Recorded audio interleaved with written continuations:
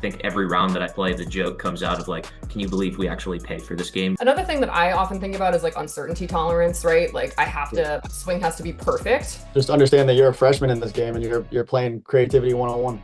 Sometimes it can feel like the stressors mount up so much that like playing free, trusting golf feels like really far out of reach, and that's really, really a challenging place to be. If you could have one or two at the absolute max, if you have more than that, you're just watching too much YouTube. Because logically it makes sense. But the thing is, we're not dealing with the logical, we're dealing with the psychological. Right.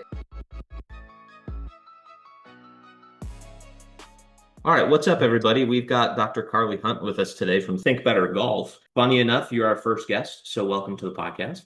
Congrats, Carley. Thank you. Dr. Carley has a pretty unique perspective, being both a sports psychologist from a performance side of the house and then also clinically trained as well. And then as well was a D1 golfer for Georgetown in Maryland. So we're just really looking forward. We were just chatting before we hit record, and I think we're going to have some pretty good information for you guys as far as developing some flexibility. What are some of the things that you might have heard in the golf space of whether it's traditional psychological skills or some of the things that we've been talking about more in the flexibility space, and kind of how to bridge that gap. And that's kind of some of the stuff that we're going to dive into today. So thanks guys for listening, and hope you guys enjoy it. And like I said, Dr. Carley, thank you so much for coming on. If you want to provide any more to your background outside of what I already did, you're more than welcome to.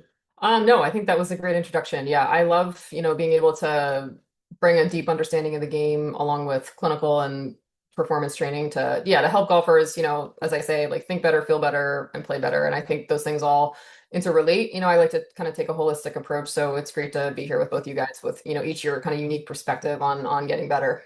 Yeah, awesome. And so I think whenever you talk with athletes, and I think particularly with our field, everybody kind of has that story, right? Of like what drew you into the mental game. I know for me, like I think about being back playing baseball and trying to like guess all of the pitches, like three pitches ahead. And I was like, oh, what a head case, right? So for you, what was that thing that drew your attention to the mental side of golf in particular? Yes. Yeah. So I started playing golf when I was 11, and it was all about the fun and the joy for me. I was just pretty much instantly hooked, and I got better pretty quickly. I mean, by the time I was like, 14, 15, I was, playing national tournaments, playing well. And then as things kind of moved forward towards maybe playing college golf, I definitely fell into being hypercritical, very perfectionistic, very results oriented as opposed to process oriented, which I think is common among juniors. And I was fortunate that my parents actually encouraged me to just check out some sports psychology basics. We picked up some books and I dove into those, and it really was so eye-opening. I sort of, the first realization I had as a junior was really like, the situation doesn't have to dictate how I think and feel. I can choose my response. And as a 15-year-old, that was like amazing, right? I was like, wow, I don't actually have to be riddled with anxiety. Like I can actually change those patterns. And so that was something that helped, I think, sustain my career. I did not hit it far. I didn't hit it that well. I had a great short game and a lot of persistence and like a lot of desire. And I think the sports psych tools really helped me have what turned out to be a nice college career, at Georgetown in Maryland. And I still love the game of golf. I play mid-amateur golf. And I think the sports psychology has been part of that too, right? Versus kind of burning out and sort of, wrapping it up. And so I'm really grateful for that as well. I think my iPhone basically heard all the conversations that I've been having and put you on my page for a reason. I found you just on the basic scrolling. Yeah. And I'm like, okay, there's another one other than Brandon out here who's can help us out with some more information. But I think you add a unique perspective based on what you just said about junior golf. And I know I've worked with a lot of kind of mini tour players and guys who are really, really good. But I always tell people that the disparity between PGA Tour and like lower tours for professionals is very similar to baseball, in that there's so many different levels, and the guys on top are that much better than the guys kind of at the bottom, not so much in talent, but a lot of the time in the mental game. Like their mental processes and their rituals and their routines are just a lot more concrete. They play with a lot less anxiety, I think, than the lower guys. And if you can start that at the junior level, unbelievable advantage, I think. Yes. Yes, it is such an advantage, especially because, as we know, the brain is so rapidly developing throughout adolescence, and you really are like wiring your brain, right? So when you do this early, it is, going to set you up for success, whether that's pro golf or other things. So, and yeah, there are, the differences. The mental game comes into play in a big way, at the highest level, kind of separating people. I would definitely agree with that. Yeah, and I think one of the things that you also mentioned when you were talking about it too is like the fun of it, right? And I think so often, and this goes for like anybody who picks up the game of golf. I think every round that I play, the joke comes out of like, can you believe we actually pay for this game because you get frustrated, this, that, and the other thing, right? But I think that you mentioning like when you started playing golf, it was all about the fun of it, right? And like to me, as you were describing the initial parts of playing your game, like there was these things that were deeper than just scoring. Right. And so as we're talking about the junior golfers, I know I mentioned to you, I'm kind of in the psychological flexibility space. Hearing those things, like being able to understand, like, hey, why are we out here in the first place? Definitely. I think that taking a values focus, kind of what more do you want than scores, is a really reliable framework to come out of the result and into the process. And that's something that we all have to do like day in and day out as golfers. Mm. And so, yeah, like what do you stand for? Who do you want to be out there? Like, how do you want to be remembered? That sort of stuff. I start pretty much all my clients with that. I work that question in, right? Like, what's really bigger than that? And then that can inform, okay, like what are the actions you can take that live that out, regardless of what number is going on that scoreboard that you can be proud of. And let's kind of unpack that and, work in evidence-based practices, but also, I love the creative process of people coming up with what fits for them and their unique life history and like all those things can be, yeah, just really rewarding and kind of bring people back to what they can do in the moment, which is going to maximize the chance that they'll get that outcome that's off in the future. Sorry, I love what you just said because my ears perked up about creativity. That's why I play this game to be creative. I'm a natural born creator. I enjoy creating things, just figuring problem solving essentially. And I learned to love the game through Jordan Spieth because he was a master around the green. Like the short game, being able to make par from anywhere. I still enjoy it to this day. Again, I'll say it again on this channel a million times. If I ever have a chance to meet him, how thankful I am that he was able to play that game at a time where I was switching sports. And I'm like, man, he can just make par from anywhere, right? So I always just practice my short game, and the short game is so based in creativity because there's so many different types of shots you can make with so many different types of clubs. It's not like the driver off the tee box. So to your point of creativity, that's why I play the game, and it feels like that's so affirming. Right. And it's sustainable. It's sustainable. Mhm. You can always come back to that. And that's, Mhm. yeah, really motivating. And yeah, because I mean, the game can really beat you down, bad result after bad result to kind of keep doing the process and the grind like day in and day out, especially at the mini tour level, as, like your clients, it's tough, right? I mean, it's really, really hard to, sometimes it can feel like the stressors mount up so much that like playing free, trusting golf feels like really far out of reach. And that's really, really a challenging place to be. And that's the case for lots of people, right? But, I do think that doing the mental skills training right along with the physical skill, like practicing the mental game, like that's a whole other topic too that we could probably dive into in terms of how that can be really actually quite boring and difficult, but really helpful. Yeah, so It's like breathing exercises. Like Yeah. breathing exercises are always a part of something, and you're like, Right. well, I can breathe. I don't want to count to I know. five. Who wants to do that? Yeah. and I think that that's one of the things that within mental skills training, like that has to be hit home so hard because of exactly what you're talking about, right? Like it isn't the most fun. Like when I talk about doing like diffusion exercises with people of like, yeah, just let's see if you can be comfortable around the voice in your head. Like when you go for a run or you go for a walk, maybe try to take music out and just see if you can just go be around your own internal world. People are Right. like, that sounds miserable. Right. But Yeah. once you start providing that function of like, hey, this is the thing that we're training for, this is the thing that you're going to be working on. Yes, it's going to be uncomfortable. Like, you know what? You can probably latch on to it more because it's the thing that's helping you be creative. Yeah, like Carly, correct me if I'm wrong, but it's like what he just said. Basically, like when you see the breathing, you're like, oh, I hear the groans in the room. But every big time or professional athlete is like that when it comes to the fundamentals. If you have to go back to a core fundamental and do it over again, Right. it's kind of annoying, right? Like, Right. but when it comes to breathing and mental techniques, some people never learn them to begin with. So having to go back to the basics of it is like, well, that's so easy. Well, yeah, it's easy, but it's so necessary. You have to do it. Yeah. Yeah. No, I like that term, like mental game fundamentals, right? And having that Hmm. toolbox like built and yeah, and then forgetting and coming back. Yeah, it's so interesting. Yeah, the fundamentals, you always have to come back physically and mentally. Almost like it's like we're like exposing ourselves to ourselves, through like mindfulness and kind of being with what is, taking the earphones out and it is hard, right?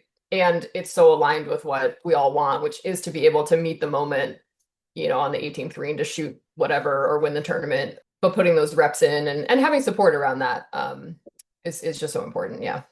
So we talk a lot about, or at least recently have talked about how to take practice and your routines in practice to have it translate on the golf course. I'll ask the question, what would you tell or prescribe somebody who is not practicing these types of mental techniques? What can they do in practice to prepare for the round of golf if they don't get a chance to play as much as they get to practice? Right. Like mental practice. Yeah. Yeah. Yeah.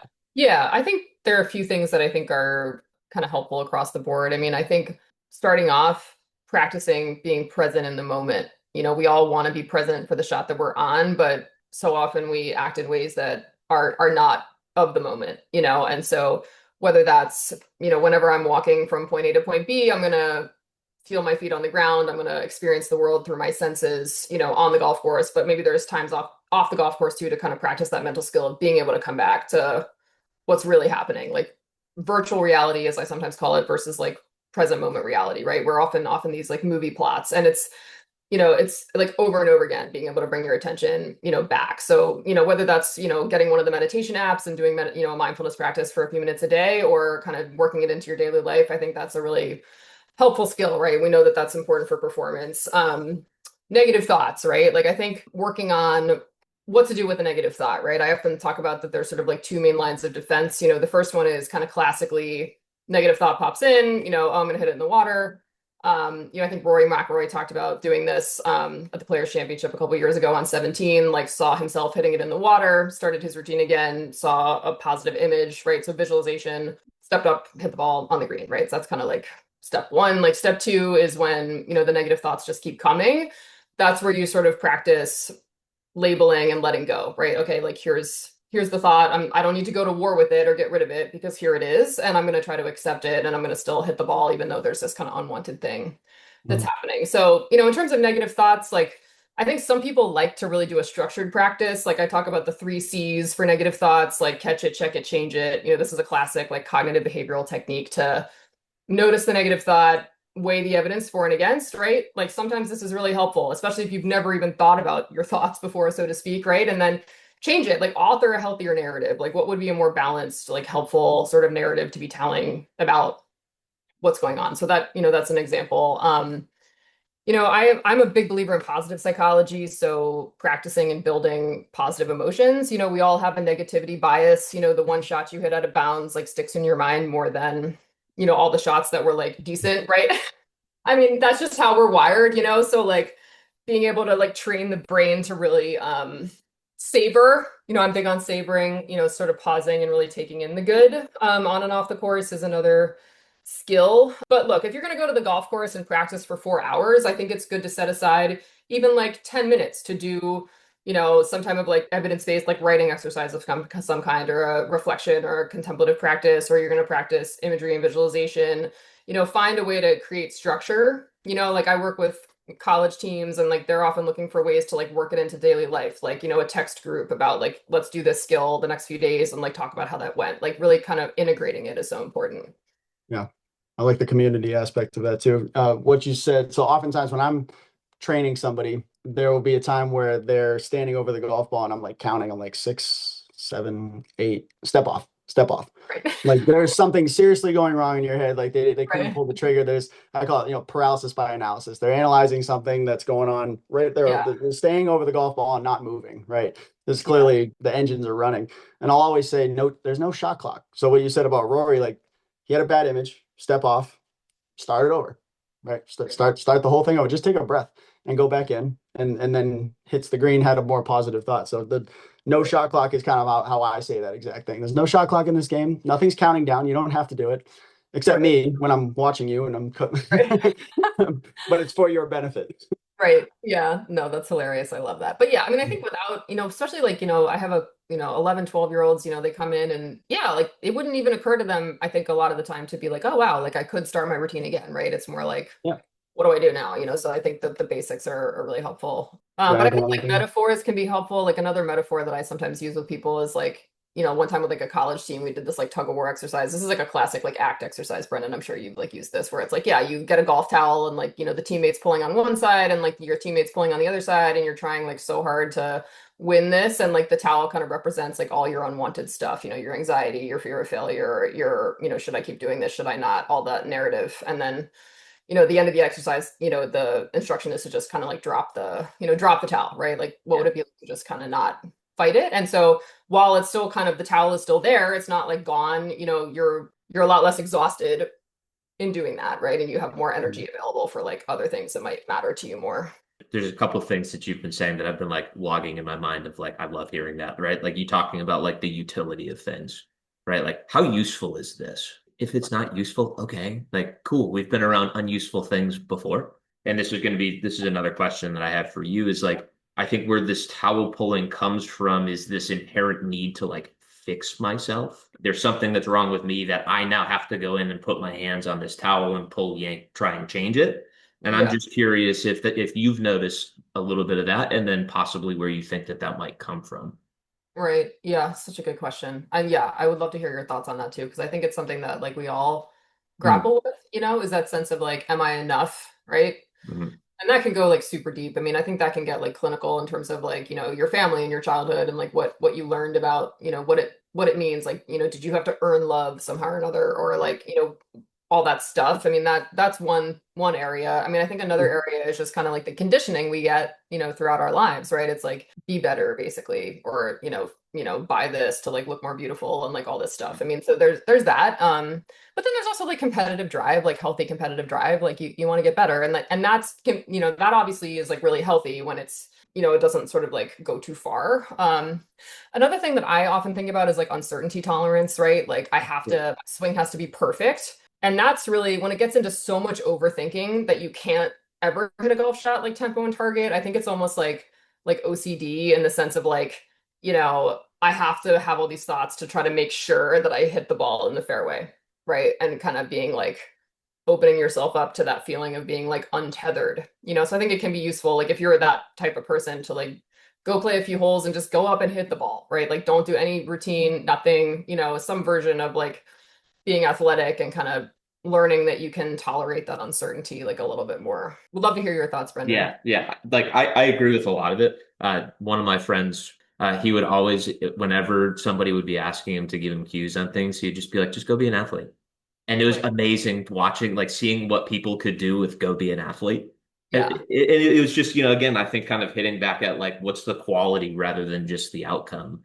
Right. And so where I start to kind of look at the like primarily in the performance space, the like fixing yourself. We're really good at solving problems this way, like external world. I know that with my experience working with the military, where it's like, hey, here's this external problem, go fix it. And they're like, deal, done. I can do that better than anybody else. Yeah. And then I think what people do is they get exposed to things that make them feel, at least within today's day and age, feeling isn't a commonplace because of the things that you were saying of like, I think when you listen to some of the euphemisms within sport, I think people turn when they sense things like fear, doubt, worry, anxiety, kind of the real big sticky things that we tend to label as bad. We tend to flip that problem solving inward of like, hey, this thing's bad and it can't be here. It's my fault. I'm going to take control of it and I'm going to try and get rid of that. We tend to see that just get bigger the more you try and solve it. How have we been talked to about performance? Oh, well, I didn't shoot the number that I said that I wanted to go out. Who knows what your coach told you? Who knows what your parents told you? Those relationships matter a lot. Not to say that that dictates how you have to go about performing, but it's just these are the factors that are pushing on your want to fix yourself. Like it's what our brains are designed to do, and we've just flipped it inside out because logically it makes sense. But the thing is, we're not dealing with the logical, we're dealing with the psychological. I love what you said there. And yeah, I think like listening to you, like two things I feel like jumped out. Like the euphemisms in sport culture, right? I think tell this narrative that, yeah, you classically you can never be weak, and like feelings might be weak, right? Because a lot of them are painful and they're hard. And so, and yeah, especially athletes, once they have a certain degree of success, there's maybe even more pressure to project this perfect exterior of the athlete that everyone loves and always does well. And that's really actually, toxic and, a mental health risk, honestly. So like that's the whole conversation, right? Is kind of the, what is it like, like I have said like recently, like it would be nice if we could replace mental toughness with emotion regulation, right? Like having a skill set. That's really what we want, right? It's like versus kind of suffering in silence and like always being strong and feeling nothing, right? Which is not, you're not allowed to be human. You always have to be a performer, that sort of thing. But also, yeah, it's like also I think, yeah, having a skill set around like, okay, I am feeling this uncomfortable thing. Like now what? Like I'm not. And it's hard, right? It's just as hard to hold it. Yeah. You know? If you didn't care, you wouldn't be feeling it. Like your discomfort and caring is just two sides of the same coin. Right. And Yeah. so you can't get rid of one without the other. They're Right. kind of inextricably linked. And Yes. so you have two options that, the way that I approach things is like, okay, you can either go care deeply or we can go try and get rid of some things that now pulls your time, energy, and attention away from what matters the most. Right. Right. Yeah. Like meeting the moment, Yeah. it's okay if you have like raging adrenaline, there so often we chase this feeling of calm, but yeah, just like you're saying, it's like you don't really want to feel calm and comfortable. Like you want to be competent. Thank Like if you felt totally calm for 18 holes and shot 200, you would not be happy, Yeah. but you felt calm, so like, yeah, that whole, like really understanding that deeply, I think, like you said, I think it's so helpful. Right. And yeah, like it is like biologically, like your body's getting ready to do something Yeah. about. And that's, yeah, like the whole pressure is a privilege is a nice quote too, I think. Yeah. How many people get to stand on this stage and do this and all that sort of thing. When I'm listening to you guys talk, it's like obviously as devil's advocate, or at least the player in me, because I'm not from the mental side of the house, I'm loving this conversation because it helps me as a player. But I can kind of put myself in the minds of like my clients who are maybe 80s, 90s, even 100 shooters, Yeah. listening to this, thinking, okay, I understand the why. You guys are just describing the why perfectly, why it happens and the definitions behind it. What about the how? Like, how do I actually implement these things? As somebody who has no control of my game, I'm just learning. I'm trying to get up to 80 as a goal potentially. And it's score based, but let's just put it in that frame.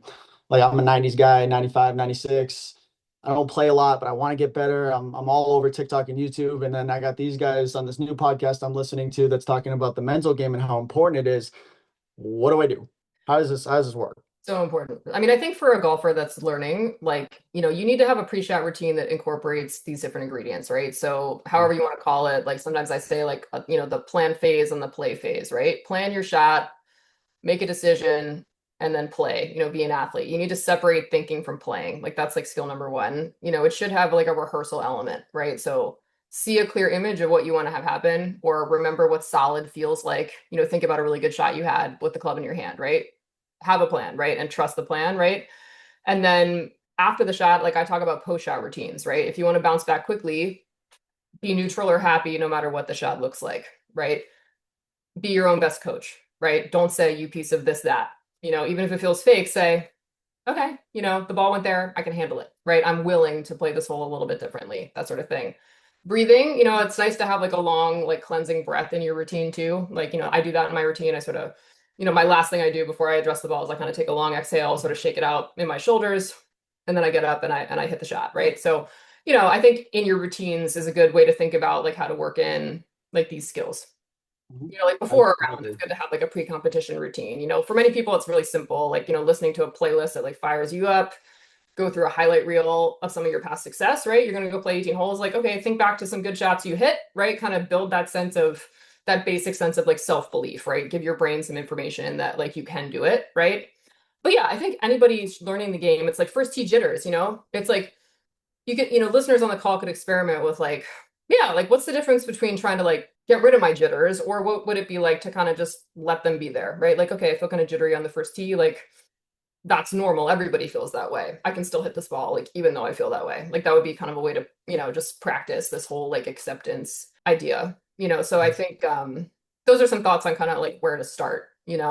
I'm a huge proponent of like you mentioned like a feel, right? So I was just playing with a buddy this weekend and we were just kind of talking about his swing, and I was like, where are you feeling your swing on your feet? And he's like, oh, I'm way on my toes. I was like, dude, just go find the center of your feet. Like, just start there. And he's like, it's amazing how connected I feel after just like thinking about before I go swing, find the center of my feet, find the middle of my feet. Did I tell you that? What was that? Did I tell you that?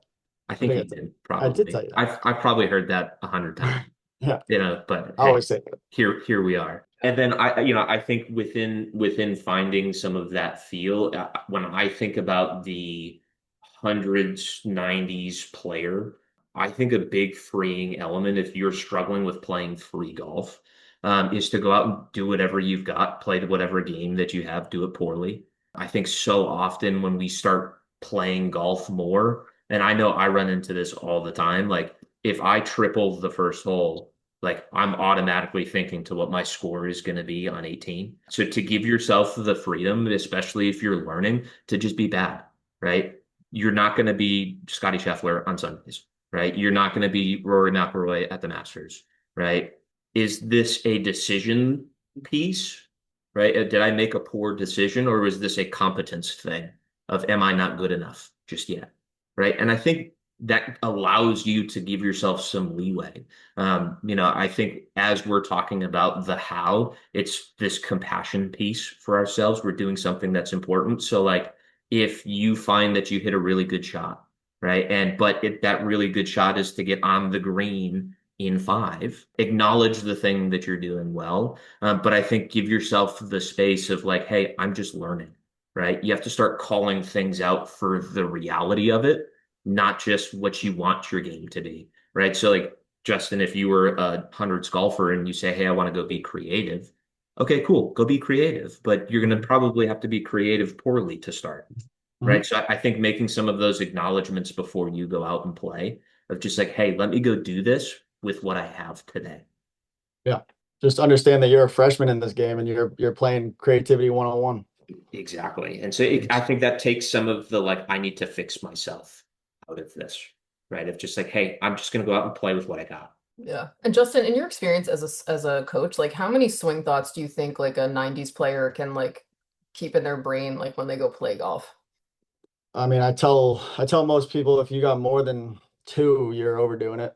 I think one for the backswing, one for the downswing is max, and that even it might be a push to be honest. A Yeah. lot of times I try to separate people's thoughts from pre-swing to post-swing, like or pre-swing to during swing, like you're saying, like setup and adjustment. A lot of people still carry those thoughts into the swing, so a Right. lot of times I'll say set it and forget it. Once you have your Yeah. posture and you feel comfortable, give yourself a breath to delete that. You're already good. Right. It's not part of the swing. Right. And then when you're swinging, personally, I'm one. I try to focus on one thing because if I make that bad swing, or we'll call it a bad swing, and the ball doesn't go where I want it to, at least I accomplished what I was trying to accomplish during the swing. Like that would be the key for me. So if you could have one or two at the absolute max, if you have more than that, you're just watching too much YouTube, or Right. you're holding on to too much. Right. Yeah. That's really great to hear you say that because that's kind of what I've been telling people like more than two is like too many because your brain is already dealing with so much information and then it's Mhm. overload. And so that's another thing I think a mental skill, right, is to kind of practice like the range to course transition, right? Starting to learn to practice as you play a little bit. Like, yeah, when I go on the golf course, I'm gonna just keep it simple, two swing thoughts max, and then I'm gonna figure out like how to perform, like how to get the ball in the hole and kind of be willing to, yeah, kind of play the game you have that day. I think is a really important skill, even at the highest level, right? It's like, things so rarely feel perfect, and you're going to work on your swing your whole career. So like there has to be a way to be able to tee it up, and that's a challenge for all of us, I think. But expectations, I think, sort of kill your ability to be like adaptable because it's like you have this like fixed idea about how it should go. And so then that just creates all this like rigidity versus like let me see how good I can get, right? Versus like I need to get to this certain place. And if I don't get there, I mean, certainly if you're playing for money, it gets to be like a little bit different. But nonetheless, like you need to have kind of this freer, how can I get better today type of mentality, I feel. Once you start getting into this like time traveling game, you're playing less and less golf the more time traveling that you're doing, right? So like you were mentioning like expectations and like if you're starting to like pull yourself onto like, the green on 9, you're not on the tee box at 3, right? And so all of these things that we're talking about, whether it's expectations or pressures that you're putting on yourself. Like you're basically just taking your attention and you're just diverting it and you're splitting it into all of these other things. That's not the one area that you actually have control over, which is Right. where you're at, you know? Right. A lot of it starts in expectation. If you practice so much and train and watch the videos and you're trying your best, your expectations high going in. It's hard to let that go. Right. How do you think, what's your view of like learning the game on YouTube versus like consistently week after week with the same coach? That's a great question because I did not take a lesson and I got to single digit handicap on my own. I still struggle. You know, I still have my struggles. I still learn as much as I coach. Absolutely. But I watched a lot of YouTube. I didn't have the TikTok wasn't around when I was learning it, but I would try to do it similar to swing thoughts. I would only take one or two and I would practice it for like a month. Yeah. Good, bad, or indifferent. You know, I was okay with the failure piece as long as I was doing that drill, filming, Okay. recapping, and trying. And Okay. if it didn't work for me, it didn't work for me. And that's what I tell most people about YouTube is that I post all day long. I post all sorts of content. All the Yeah. content that I post, I know works, but it's general. Yeah, I might use it for a certain client, for one person, for one video, because I know it's specific to them. So the Yeah. common person that's watching a lot of YouTube, you're watching a lot of general tips. They all work, but you have no idea if it works for your swing. Right. Yeah. That's the hard part. Right. I have the same kind of struggle because I think it's a fantastic resource. And look, there are a lot of people that are not going to have the opportunity to take lessons with somebody like week after week, and it's a great resource. Mhm. But also, like, yeah, I think we know that kind of getting feedback. You at least need feedback, to learn something. So I feel like that's just an important thing for people learning the game to consider. Like, maybe don't like reactively go onto YouTube like after you shot a million. Be more systematic at least. Yeah, if you're Yeah. looking at drills at the speed of how TikTok scrolls, then you're at a Yeah. big old disadvantage. Like watch the YouTube video, the one that's 12 minutes, really understand it and take it and apply it. And Right. that's it. Leave it alone. Right. That's great. That's putting like a nice like framework to it. Well, so speaking of learning, I came across this question this weekend that I was actually really excited to ask you. What's something about performance that you've changed your mind or changed opinions on throughout your career? That could be psychological, physical, whatever. It's a good question. I think My brain just exploded. Yes. my first answer is gonna I feel like a little boring because it sort of recaps a bunch of stuff we already talked about today. Yeah. But like I do think that like yeah, it was not until so like I, played college golf at Georgetown and then I like was fortunate enough to be able to play as a grad student at Maryland and like the stakes were just like higher. I was taking graduate classes, like it was a better program, like and I just remembered feeling like my jaw was so tense all the time. And I was just like walking around campus with this like tension. And I just remember thinking like, I have to get rid of this tension in order to play freely. I can't play freely like this. And it was actually my mom who was like, I was like talking to her, like walking through campus and she was like, like, what if you could just like play with it? Just like take it with you. My mom was like this act like guru without like knowing it. Yes. That was like earth shattering for me. I was like, oh my God. I was like, I can totally do that. And so then it was like fine. Like it was really like a light bulb moment. So that is one thing that changed was kind of this idea that you can accept discomfort and still hit a really good golf shot, right? Like I say that with like all my clients. I'm like, just tell, have you ever hit a good golf ball when you didn't feel comfortable? Like, oh, of course, like so many. And I'm like, great.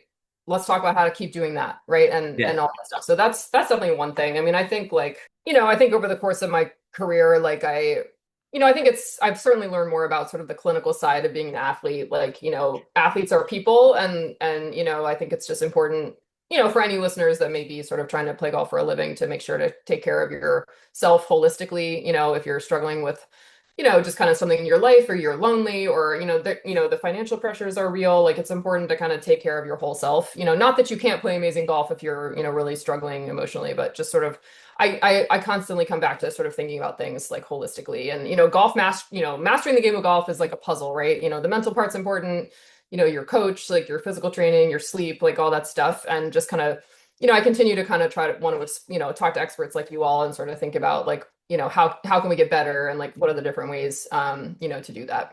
Yeah. I think that's great. And I can't echo that enough. The first part that you said of just like being given the permission to just feel. I use the example all the time when I first started playing golf. I would go play a round of golf and I was playing with a buddy of mine who coaches at the Division 1 level now. And he made a comment to me that was just like, yeah, dude, like you're not good right now, and that's cool. Like, just allow yourself to just go out and play.